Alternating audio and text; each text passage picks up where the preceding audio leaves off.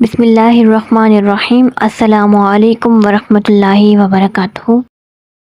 Guys, آج ہم نبی کریم صلی اللہ علیہ وآلہ وسلم کے ازدواجی زندگی کے آغاز پر بات کریں گے۔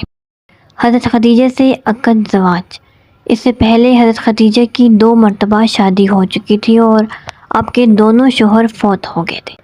ان سے آپ کی اولاد بھی تھی۔ اس کے بعد بڑے بڑے عمرہ اور روسا نے کوشش کی کہ وہ انہیں رشتہ ازدواج میں قبول کرے، لیکن حضرت خدیجہ نے کسی کی طرف توجہ نہ کیا۔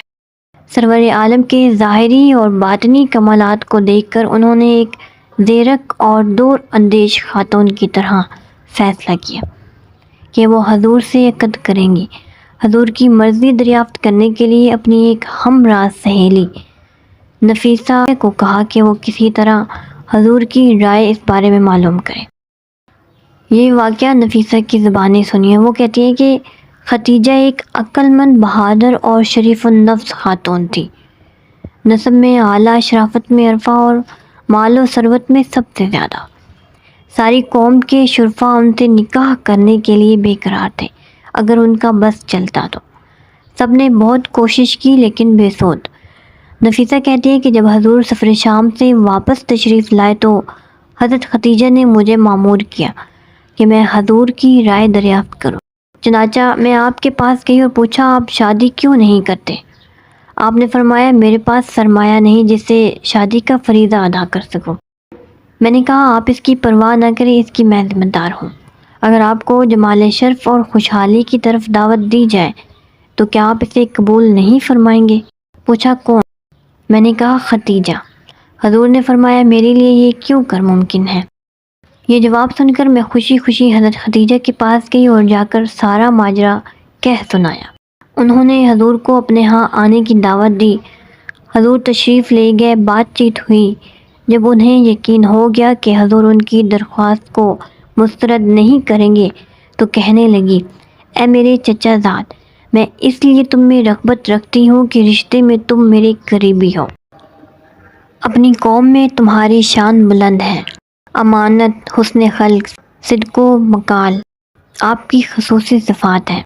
جب انہوں نے ادب و احترام کے ساتھ اپنی خواہش کا اظہار کیا تو حضور نے اسے قبول کر لیا۔ یہ منگنی تھی، عقد نکاح نہ تھا۔ اس باہمی رضامندی کے باعث حضرت خدیجہ نے عرض کی، اب آپ اپنے چچا جان کے پاس تشریف لے جائیے اور کل سویرے انہیں ہمارے ہاں بھیجیے۔ دوسرے روز حضرت ابو طالب حضرت خدیجہ کے ہاں گئے۔ حضرت خدیجہ نے کہا کہ آپ میرے چچا کے پاس جائیں اور اپنے بھتیجے کے لیے میرا رشتہ طلب کریں۔ حضرت ابو طالب نے اس پر اپنی خوشنودی کا اظہار کیا اور فرمایا، ھذا صنع اللہ، یہ قدرت الہی کا کرشمہ ہے۔ اس طرح دلہا اور دلہن کے بزرگوں کی منظوری سے منگنی انجام پذیر ہوئی اور نکاح کے لیے تاریخ مقرر ہوئی۔ مقررہ تاریخ پر قبیلہ مضر کے روسا، مکہ کے شرفاء اور عمرہ اکٹھے ہوئے۔ حضرت خدیجہ کی طرف سے ان کے چچا عمرو بن اسد وکیل بنے۔ یاد رہے کہ حضرت خدیجہ کے والد حرب فجار سے پہلے وفات پا چکے تھے اور حضرت ابو طالب نے حضور علیہ السلام کی طرف سے وکالت کا فریضہ انجام دیا۔ نبی کریم صلی اللہ علیہ وآلہ وسلم کی یہ پہلی شادی مبارک تھی جو حضرت خدیجہ رضی اللہ عنہما کے ساتھ اس اہتمام اور شان و شوکت کے ساتھ انجام پذیر ہوئی اور قیامت تک امت کے لیے ان گنت خیرات و برکات کا سرچشمہ بنی۔ اس وقت حضور پاک کی عمر مبارک 25 سال تھی اور سیدہ خدیجہ کی عمر 40 سال، اور اس سے پہلے وہ 2 بار بیوہ ہو چکی تھی۔ ابن اسحاق نے اپنی سیرت کے آخر میں تصریح کی ہے کہ حضرت خدیجہ کے بھائی عمرو نے آپ کا نکاح پڑھایا۔ اس طیبہ طاہرہ رفیقہ حیات کی آمد سے سرور عالم کی حیات طیبہ میں ایک خوش آئند اور مسرت آگے انقلاب رونما ہوا۔ حضرت خدیجہ کی بھرپور محبت اور شبانہ روز خدمت گزاری نے اس خلا کو بڑے سلیقے سے پر کرنے کی صحیح مشکور کی، جو کہ سیدہ آمنہ کے سایہ عاطفت کے اٹھ جانے سے حضور بچپن سے ہی محسوس کرتے تھے۔ قبیلہ قریش کی اس معزز، دانشمند اور دور اندیش خاتون کو عبد المطلب کے جواں سال اور جواں بخت پوتے کے فضائل و شمائل نے ایسا گرویدہ کر دیا تھا کہ انہوں نے اپنے دل، اپنی جان اور اپنا مال و متاع سب کچھ ان کے قدموں پر نثار کر دیا تھا۔ اس سودے پر وہ صرف خوش ہی نہ تھی بلکہ نازا تھی اور شکر گزار تھی کہ اس پیکر و جمال اور کمال نے انہیں اپنی چاکری میں قبول فرمایا ہے۔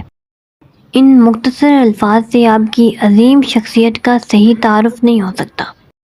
دوستو، یہ عقد زواج بڑا بابرکت ثابت ہوا۔ حضرت خدیجہ طاہرہ کے بطن طاہر سے حضور علیہ السلام کے بیٹے قاسم، جن کی وجہ سے حضور کی کنیت ابو القاسم ہوئی، اور عبداللہ جو طیب الطاہر کے لقب سے ملقب تھے، تولد ہوئے۔ دونوں صاحبزادے بچپن میں انتقال فرما گئے۔ تیسرے صاحبزادے حضرت ابراہیم تھے، جو حضرت ماریہ قبطیہ کے شکم سے پیدا ہوئے۔ وہ بھی عالم شرخوارگی میں وفات پا گئے۔ حضور سرور عالم کی چاروں صاحبزادیاں سیدات رقیہ، زینب، ام کلثوم اور سیدۃ النساء العالمین فاطمۃ البتول الزہرا رضوان اللہ تعالی علیہن کی ولادت باسعادت بھی آپ کے شکم سے ہوئی۔ ان سب نے عہد نبوت پایا اور سب مشرف با اسلام ہوئی۔ دعا ہے کہ رب کریم اپنے پیارے حبیب کے واسطے اور ان کے اس مبارک سفر جو تھا اس کے آغاز کے واسطے جو انہوں نے کیا تھا، ہم سب لڑکیوں کے نصیب اچھے فرمائے۔